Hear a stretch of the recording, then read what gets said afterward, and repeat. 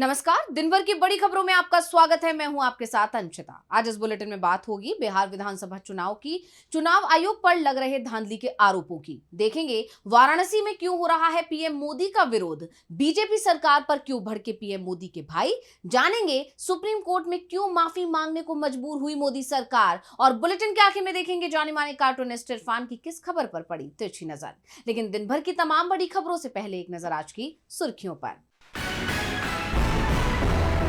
मध्य प्रदेश के पचमढ़ी पहुंचे कांग्रेस सांसद राहुल गांधी। पार्टी के संगठन सृजन अभियान के तहत आयोजित प्रशिक्षण शिविर में लिया भाग, जिला अध्यक्षों को दिया सफलता का मंत्र। तेलंगाना सीएम रेवंत रेड्डी का बड़ा दावा, कहा मेरे पास है मोदी की मुस्लिम टोपी पहने हुए फोटो। बीजेपी ने रेड्डी पर लगाया तुष्टीकरण का आरोप। एसआईआर के विरोध के बीच पश्चिम बंगाल में गणना प्रपत्र बांटने के काम में आई तेजी। 3.5 करोड़ से ज्यादा लोगों को बांटे गए गणना प्रपत्र। राज्य की सत्ताधारी पार्टी टीएमसी कर रही है एसआईआर का विरोध। भारत ने ऑस्ट्रेलिया को रौंदा, 2-1 से जीती टी20 सीरीज। बारिश की वजह से रद्द हुआ 5वां मैच। ये तो थी सुर्खियां। अब बात आज की सबसे बड़ी खबर की। बिहार विधानसभा चुनाव के लिए प्रचार आखिरी दौर में पहुंच गया है, लेकिन आखिरी समय तक एनडीए ने सीएम पद को लेकर अपने पत्ते नहीं खोले। पीएम मोदी ने एनडीए सरकार का दावा किया, लेकिन सीएम कौन होगा ये अपनी आखिरी सभा में भी नहीं साफ किया। तो दूसरी तरफ महागठबंधन ने तीखे हमले सरकार पर किए। देखिए रिपोर्ट। बिहार में दूसरे चरण के लिए चुनाव प्रचार अपने अंतिम दौर में पहुंच चुका है। कुछ घंटे बाद प्रचार समाप्त हो जाएगा। आखिरी चरण में विपक्ष ने तीखे हमले एनडीए सरकार पर किए। नीतीश के खिलाफ बीजेपी की प्लानिंग को बताते हुए कांग्रेस के राष्ट्रीय अध्यक्ष मल्लिकार्जुन खड़गे ने कहा कि पीएम मोदी को बड़े बड़े दावे करने की आदत है। उन्होंने लोकसभा चुनाव में 400 पार कहा था, लेकिन अपने दम पर सरकार नहीं बना सके। मोदी का असली खेल चुनाव के बाद पता चलेगा, क्योंकि एनडीए ने नीतीश कुमार को अपना सीएम चेहरा तक घोषित नहीं किया है और उन्हें अलग थलग कर दिया है। इसके अलावा कांग्रेस सांसद प्रियंका गांधी ने तो बीजेपी की तुलना शराबी पति से ही कर डाली। प्रियंका गांधी ने आगे कहा कि सरकार आपका वोट का अधिकार छीन रही है। बीजेपी संविधान कमजोर करने की कोशिश कर रही है। ये लोग वोट चोरी कर रहे हैं। वहीं महागठबंधन के सीएम उम्मीदवार तेजस्वी यादव ने धुआंधार प्रचार किया और जनता से कई वादे किए।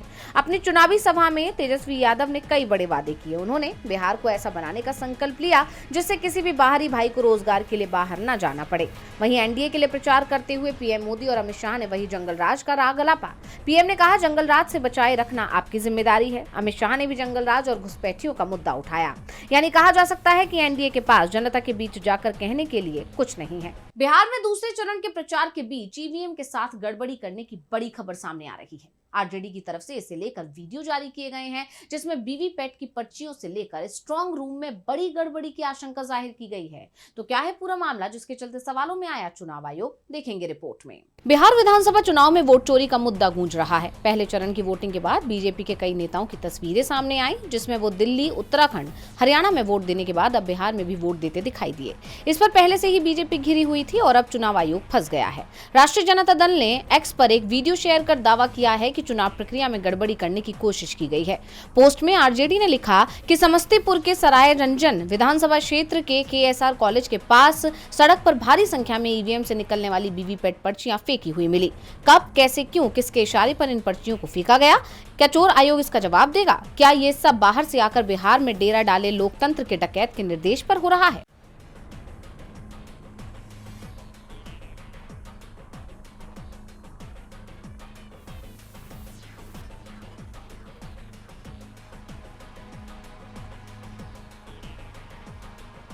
तो आरजेडी ने चुनाव आयोग को चोर आयोग कहते हुए तीखे सवाल किए हैं और आरोप लगाया है कि ये सब बाहर से आकर बिहार में डेरा डाले लोकतंत्र के डकैत के निर्देश पर हो रहा है। इसके अलावा आरजेडी ने स्ट्रांग रूम में ईवीएम के साथ गड़बड़ी का आरोप चुनाव आयोग पर लगा दिया है। वैशाली जिले के हाजीपुर स्थित स्ट्रांग रूम में बारी बारी से विभिन्न विधानसभाओं का सीसीटीवी बंद कर दिया जाता है। मध्य रात्रि पिकअप वैन वहां घुसती है और निकलती है। चुनाव आयोग जवाब दे। देश का सबसे बड़ा वोट डकैत कई दिनों से प्रचार के बहाने बिहार में डेरा डाले हुए है। चुनाव आयोग के अधिकारी उसे होटल में जाकर रिपोर्ट करते हैं। दिल्ली से बड़का वोट ठग प्रतिदिन बिहार आकर ध्यान भटकाने के लिए उलझुल बकवास करता है, ताकि गोदी मीडिया की मदद से वोट चोरी और असल मुद्दों से ध्यान हटे। लेकिन बिहार अब की बार इन दो बाहरी ठगों को हर प्रकार से कड़ा सबक सिखाएगा। ये दो बाहरी लुटेरे गणतंत्र की जननी बिहार से ही लोकतंत्र को खत्म करना चाहते हैं। बिहारी ऐसा हरगिज नहीं होने देंगे। वहीं आरजेडी की तरफ से ये भी दावा किया गया है कि समस्तीपुर में बने स्ट्रांग रूम में कुछ संदिग्ध लोग घुसते हुए दिखाई दिए हैं। इसका वीडियो भी पार्टी की तरफ से जारी किया गया है। आरजेडी के आरोपों के बाद अब चुनाव आयोग बुरी तरह से के घिरता दिख रहा है। सवाल चुनाव की निष्पक्षता पर उठ रहे हैं। वोट चोरी का मुद्दा एक बार फिर से गर्मा गया है। चुनाव आयोग सवालों में है, जांच की बात कही जा रही है। वोट चोरी का सवाल इस वक्त पूरे देश में चर्चाओं में बना हुआ है। यहां तक कि पीएम मोदी के संसदीय क्षेत्र वाराणसी में भी वोट चोरी की बात हो रही है। विपक्ष की तरफ से प्रदर्शन किया जा रहा था, लेकिन विपक्ष को प्रदर्शन की इजाजत भी नहीं दी गई। कांग्रेस ने इसे लेकर बीजेपी की सरकार को घेर लिया। तो क्या है पूरा मामला, देखिए रिपोर्ट। कांग्रेस सांसद राहुल गांधी के वोट चोरी पर खुलासे के बाद बीजेपी और चुनाव आयोग की दोस्ती खतरे में आ गई है। पूरे देश में वोट चोरी के नारे लगाए जा रहे हैं, जिससे बीजेपी की धड़कनें बढ़ी हुई हैं। और इन धड़कनों को और बढ़ा दिया है पीएम मोदी के संसदीय क्षेत्र वाराणसी में छात्रों के प्रदर्शन ने। छात्रों ने ऐलान किया था कि वो वाराणसी में वोट चोरी के खिलाफ शांतिपूर्ण विरोध प्रदर्शन करेंगे, लेकिन उससे पहले ही बीजेपी का डर सामने आ गया और उसने एनएसयूआई बीएचयू के प्रेसिडेंट सुमन आनंद को हॉस्टल से गिरफ्तार करवा दिया, जिसे लेकर अब कांग्रेस ने बीजेपी पर करारा हमला बोला है। पार्टी ने एक्स पर लिखा कि युवाओं से डर गए मोदी। नरेंद्र मोदी के संसदीय क्षेत्र बनारस में छात्र वोट चोरी के खिलाफ शांतिपूर्ण विरोध प्रदर्शन करने वाले थे, लेकिन छात्रों की आवाज से डरी सहमी बीजेपी सरकार ने विरोध से पहले ही एनएसयूआई बीएचयू प्रेसिडेंट सुमन आनंद को हॉस्टल में घुसकर गिरफ्तार कर लिया। वहीं कई छात्रों को हॉस्टल और लाइब्रेरी में कुख्यात अपराधियों की तरह तलाशा जा रहा है। ये वोट चोरी के खिलाफ युवाओं की आवाज दबाने की एक कायरतापूर्ण और नाकाम कोशिश है। नेता विपक्ष राहुल गांधी ने पूरे देश के सामने बीजेपी की चुनाव चोरी का कच्चा चिट्ठा खोल दिया, जिससे बीजेपी बौखला उठी है और विरोध को दबाने की कोशिश में लगी है। नरेंद्र मोदी और बीजेपी याद रखें, देश जाग चुका है, उनकी वोट चोरी का खेल खत्म होने वाला है। इस मामले में एनएसयूआई की तरफ से बयान सामने आया है, सुनिए। ये लोकतंत्र और संविधान की हत्या हो रही है, गैर संवैधानिक गिरफ्तारियां बिना एफआईआर की हो रही है, इसकी हम कड़ी निंदा करते हैं। साथ ही हम और हमारे कई अन्य साथी जो बिहार के रहने वाले हैं और अन्य जगह के रहने वाले हैं, उनको लगातार पुलिस कॉल कर रही है। हम अभी साइबर लाइब्रेरी से ये वीडियो बना रहे हैं, हम बाहर पुलिस खड़ी है, बार बार धमकियां दिया जा रहा है। हमारे साथी सुमन आनंद को भी एफआईआर की धमकी दी गई है और हमें भी धमकी दी जा रही है कि आप पे एफआईआर करेंगे। बताइए ये किस तरह का अन्याय है? क्या देश में किसी भी गलत होने का विरोध करना अपराध है, कानूनन अपराध है? कांग्रेस के इन आरोपों के बाद अब देखना होगा कि बीजेपी क्या रुख अपनाती है। प्रदर्शन से पहले ही एनएसयूआई के लोगों को पुलिस ने हिरासत में ले लिया, जिससे एक बात तो साफ हो गई है कि वोट चोरी के आरोपों से बीजेपी बुरी तरह से डरी हुई दिख रही है। वैसे बीजेपी पर आरोप सिर्फ विपक्ष की तरफ से ही नहीं लगाए जा रहे हैं। पीएम मोदी के भाई प्रहलाद मोदी ने भी बीजेपी सरकार पर धोखा देने का आरोप लगाया है। तो क्या है पूरा मामला, देखेंगे रिपोर्ट। प्रधानमंत्री नरेंद्र मोदी के भाई और फेयर फ्राइज एसोसिएशन के अध्यक्ष प्रहलाद मोदी ने बीजेपी की सरकार के खिलाफ एक बार फिर विरोध का बिगुल फूंक दिया है। उन्होंने सरकार पर धोखाधड़ी का गंभीर आरोप लगाते हुए कहा है कि उचित मूल्य दुकानदारों के साथ 4 नवंबर 2025 को हुए समझौते का घोर उल्लंघन किया गया। प्रहलाद मोदी का ये विरोध तब सामने आया जब सरकार ने 7 नवंबर 2025 को नई शर्तों वाला एक तरफा परिपत्र जारी कर दिया, जिसे दुकानदारों ने विश्वासघात करार दिया है। एसोसिएशन का कहना है कि आपूर्ति मंत्री और वरिष्ठ अधिकारियों की मौजूदगी में बनी महत्वपूर्ण सहमति के विपरीत नया सर्कुलर जारी किया गया है, जिसने दुकानदारों की सारी उम्मीदों पर पानी फेर दिया। प्रहलाद मोदी ने चेतावनी देते हुए कहा कि सरकार को यह नया सर्कुलर तुरंत वापस लेना होगा, अन्यथा दुकानदारों को मजबूरन आंदोलन करना पड़ेगा। उन्होंने विशेष तौर पर परिपत्र के अनुच्छेद 2 पर आपत्ति जताई, जहां व्यवस्था मामलतदार या कलेक्टर कार्यालय के कर्मचारियों की तरफ से किए जाने की बात कही गई है, लेकिन प्रतिनिधियों की मौजूदगी सुनिश्चित करने की जिम्मेदारी स्पष्ट नहीं की गई है। दुकानदारों के प्रतिनिधियों ने यहां तक आरोप लगाया है कि सरकार आला अधिकारियों के दबाव में झुकी हुई है, जो मंत्रियों को गुमराह कर मनमाने फैसले थोप रहे हैं। और इस विरोध के बाद राज्य सरकार की तरफ से अभी तक कोई आधिकारिक प्रतिक्रिया नहीं आई है, लेकिन इस मुद्दे ने गुजरात के सियासी गलियारों में हलचल मचा दी है। प्रहलाद मोदी के आरोपों से बीजेपी की सरकार घिर गई है, तो सीजीआई की बार बार की फटकार के चलते भी सरकार घिरी हुई थी। और अब सरकार की तरफ से अटॉर्नी जनरल ने सुप्रीम कोर्ट से माफी मांग ली है। तो क्या है पूरा मामला, देखिए रिपोर्ट। सुप्रीम कोर्ट ने ट्रिब्यूनल सुधार अधिनियम की वैधता पर सुनवाई के दौरान केंद्र सरकार को हफ्ते भर में तीसरी बार कड़ी फटकार लगाई। सीजीआई बीआर गवई की अगुवाई वाली पीठ ने सुनवाई में देरी और मामले को 5 जजों की बेंच को भेजने की मांग पर नाराजगी जताई। इस पर अटॉर्नी जनरल आर वेंकट रमणी ने अदालत से माफी मांगी और कहा कि सरकार याचिकाकर्ताओं की चिंताओं पर विचार करेगी और जरूरी सुधार भी करेगी। दरअसल ये विवाद ट्रिब्यूनल रिफॉर्म्स एक्ट से जुड़ा हुआ है, जो ट्रिब्यूनलों में सदस्यों और अध्यक्षों के लिए 4 साल का समान कार्यकाल तय करता है। जैसा कि आप जानते हैं कि हफ्ते की शुरुआत में यानी 3 नवंबर को कोर्ट ने मामले को 5 जजों की बेंच को रेफर करने की सरकार की अंतिम समय की मांग पर आपत्ति जताई थी। फिर 6 नवंबर यानी गुरुवार को सुनवाई स्थगित करने की अपील पर सीजीआई बीआर गवई ने कहा था कि कि ये अदालत के साथ अन्याय है। क्या आप हमारे रिटायर होने का वेट कर रहे हैं? अतिरिक्त सॉलिसिटर जनरल ऐश्वर्या भाटी से कहा गया कि एजी 10 नवंबर को पेश हो या फिर मामले को संभाल लें। इस पर एजी वेंकटरमणी ने माफी मांगते हुए कहा कि हम अदालत को हुई असुविधा के लिए खेद व्यक्त करते हैं। सोमवार को व्यक्तिगत रूप से दलीलें रखेंगे। सीजीआई ने चेतावनी दी कि अब कोई स्थगन स्वीकार नहीं होगा। इस पूरे घटनाक्रम से बार बार स्थगन की मांग किए जाने पर सरकार की मंशा पर सवाल खड़े होते हैं, जिस पर सीजीआई ने सख्त रुख अपनाया है।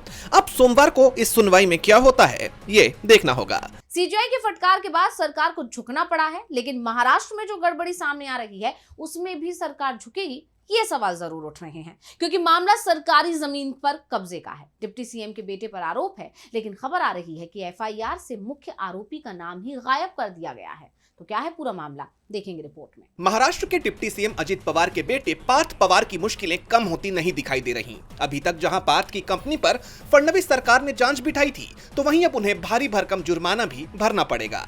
जैसा कि आप जानते हैं कि डिप्टी सीएम के बेटे पार्थ पवार पर आरोप है कि पुणे के मुंडवा इलाके की करीब 1800 करोड़ रुपए की सरकारी जमीन एमेडिया एंटरप्राइजेस एलएलपी ने सिर्फ 300 करोड़ रुपए में फर्जी तरीके से खरीद ली थी।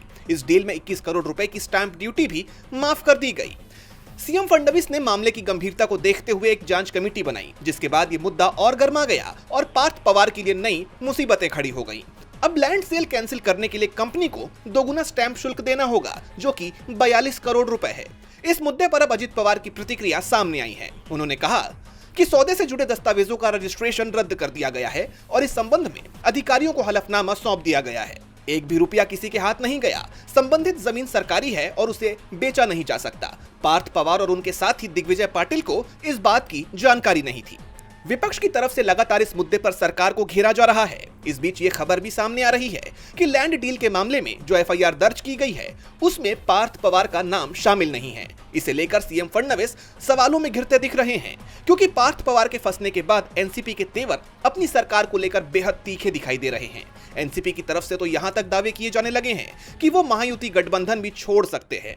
इस बीच पार्थ पवार का नाम एफआईआर से गायब होने से सवाल उठ रहे हैं कि क्या सरकार उन्हें बचाने की कोशिश कर रही है। महाराष्ट्र में जमीन घोटाले के मामले की गूंज पूरे देश में सुनी जा रही है। बीजेपी सरकार सवालों में है, तो सवाल संसद सत्र को लेकर भी उठ रहे हैं, क्योंकि संसद का शीतकालीन सत्र की तारीखों का ऐलान हो गया है।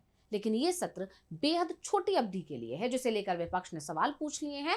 तो क्या है पूरा मामला, देखिए रिपोर्ट। केंद्र सरकार ने संसद के शीतकालीन सत्र की तारीखों का ऐलान कर दिया है। केंद्रीय संसदीय कार्य मंत्री किरण रिजिजू ने एक्स पर बताया कि राष्ट्रपति द्रौपदी मुर्मू ने सरकार के प्रस्ताव को मंजूरी दे दी है। शीतकालीन सत्र 1 दिसंबर से शुरू होकर 19 दिसंबर तक चलेगा। हालांकि संसदीय कार्यों की जरूरत के मुताबिक इसमें बदलाव मुमकिन है। रिजिजू ने सोशल मीडिया प्लेटफॉर्म एक्स पर पोस्ट करते हुए कहा, हम एक रचनात्मक और सार्थक सत्र की उम्मीद करते हैं, जो लोकतंत्र को मजबूत करे और जन आकांक्षाओं को पूरा करे। लेकिन सत्र के पहले दिन से ही सरकार का घिरना तय माना जा रहा है। इंडिया गठबंधन, खासकर कांग्रेस, एसआईआर और वोट चोरी सहित तमाम मुद्दों पर सरकार को घेर सकती है। सत्र के दौरान सरकार की तरफ से कई विधेयक पारित कराने की कोशिश होगी। इसमें संविधान का 129वां और 130वां संशोधन बिल, जन विश्वास bill, insolvency and bankruptcy bill शामिल है। ये बिल अर्थव्यवस्था और संवैधानिक सुधारों से जुड़े हैं, लेकिन विपक्ष के आगे इन बिलों के पास होने की राह मुश्किल लग रही है। अब इन सब के बीच देखना होगा कि सत्र के दौरान सदन के भीतर क्या कुछ देखने को मिलता है। और बुलेटिन के आखिर में देखेंगे जाने माने कार्टूनिस्ट इरफान की किस खबर पर पड़ी तिरछी नजर।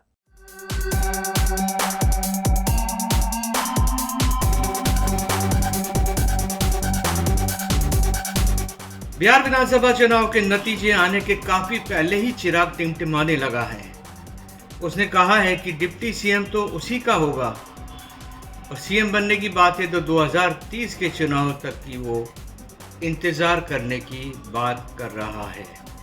भाई हो भी सकता है कि पहली बार चुनाव लड़ने के बाद में एकदम से आप केंद्रीय मंत्री बन गए, उसके बाद में 1 साल बाद ही आपका डिप्टी सीएम आ रहा है और 5 साल बाद आप बिहार के मुख्यमंत्री भी बन जाएं। किस्मत है ना आपके साथ। तो फिलहाल बिहार की राजनीति के बाजार में बोलियां लगना शुरू हो गई है।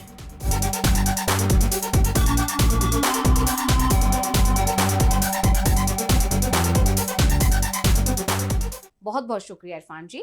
तो आज इस बुलेटिन में इतना ही। आप देखते रहिए टीवी लाइव और मुझे दीजिए इजाजत। नमस्कार।